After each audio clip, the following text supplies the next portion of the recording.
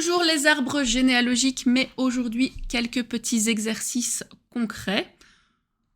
Premier exercice, nous allons analyser la transmission d'une anémie à hématie falciforme, donc les anémies avec des globules rouges en forme de faucille. Pour rappel, donc, on dessine bien les dames avec des petits ronds et les hommes avec des petits carrés. Nous avons donc Martine et son mari Philippe, qui eux sont sains, mais ils ont chacun une sœur ou un frère atteint de cette anémie à hématie falciforme. Nous allons donc colorer le frère d'un côté, la sœur de l'autre côté, pour montrer qu'ils sont bien malades. On vous dit également donc que ni Martine, ni Philippe, ni aucun de leurs parents ne souffrent de la maladie. On va donc pouvoir dessiner la génération précédente, et là on laisse alors tout le monde en non coloré, puisque eux n'expriment pas la maladie.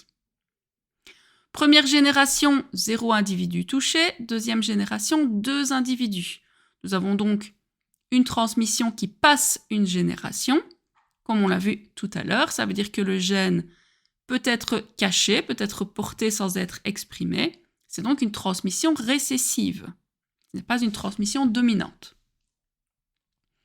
Vu que le gène peut être caché, on est sûr ici que les 4 grands-parents sont tous porteurs. Donc on peut mettre un mini rond noir à l'intérieur si on veut, donc pour montrer qu'ils sont bien porteurs, mais qu'ils n'expriment pas la maladie.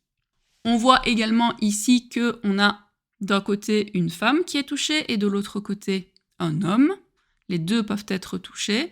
Il s'agit donc ici d'une maladie à transmission classique. Comme les grands-parents donc sont porteurs, ça veut dire qu'ils possèdent pour le chromosome concerné un chromosome sain et un chromosome malade.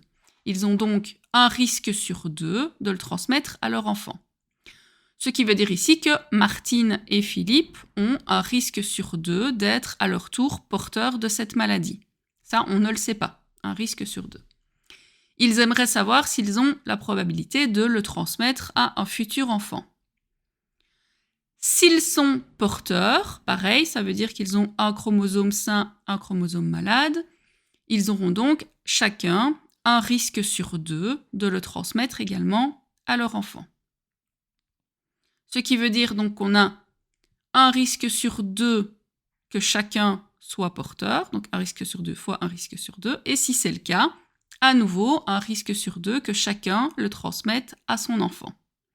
1 demi fois 1 demi fois 1 demi fois 1 demi, ça nous fait donc un 16e, c'est-à-dire 6,25% de risque de transmettre cette maladie à un futur enfant. Autre exemple, ici nous allons comparer donc 2 exercices, 2 arbres, un arbre qui parle d'implantation des cheveux et l'autre de forme des oreilles.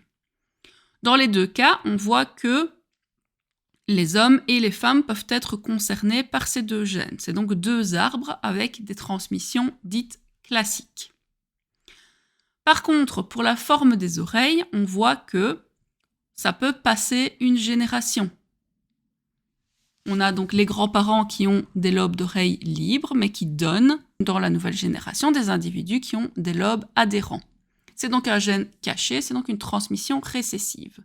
Par contre, pour les cheveux, on voit que la présence de cette pousse de cheveux en V se retrouve partout. Il y a énormément d'individus. La pousse est donc dominante, donc la transmission ici du gène est dominante. Donc ici, ça vous permet de comparer à nouveau 2 types de transmission, dominante et récessive.